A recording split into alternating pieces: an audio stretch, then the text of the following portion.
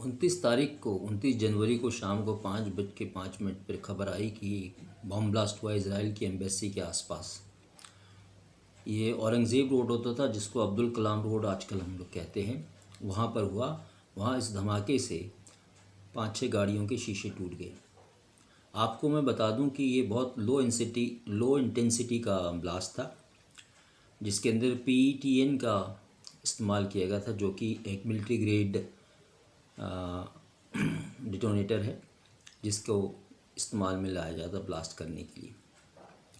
ये उस दिन हुआ जो कि 29 जनवरी था, जब बीटिंग रिट्रीट चल रही थी। तो लुटियंस के एरिया में, जो कि बहुत इंपॉर्टेंट एरिया है, जहाँ मिनिस्टरों के बंगले हैं, जजेस के बंगले हैं, एम्बेसीज़ हैं, उस इलाके में ये लो इंटेंसिटी ब्लास्ट हुआ।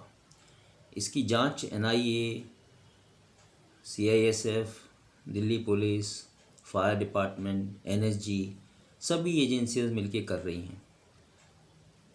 क्यों लो इंटेंसिटी का ब्लास्ट किया गया इसका तो पता नहीं है, लेकिन जो पत्र उसके पास पड़ा हुआ मिला है, जिसमें कहा गया कि ये एक ट्रायल था, आगे इससे भी बड़ा धमाका होने की कोई आशंका जताई गई है या कहा गया है। ये 9 साल बाद दिल्ली में कोई धमाके की बात सुनाई पड़ी है।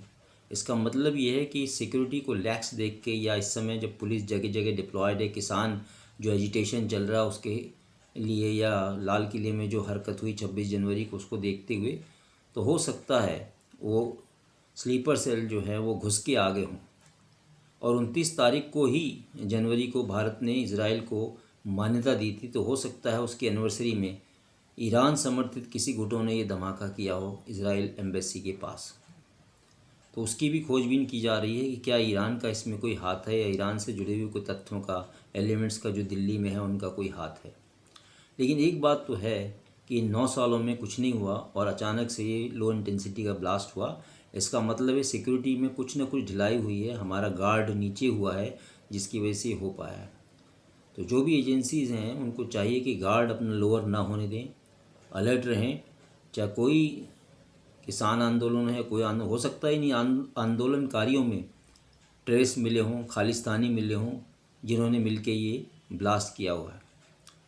तो हम भगवान का शुक्रिया अदा करते हैं कि कोई बहुत बड़ी कार्रवाई नहीं हुई जिससे कि जान हानि या धन हानि या और कोई हानि हुई हो। तो हमेशा अलर्ट रहना है सिक्योरिटी एजेंसीज़ को, और निगाहें रखनी है।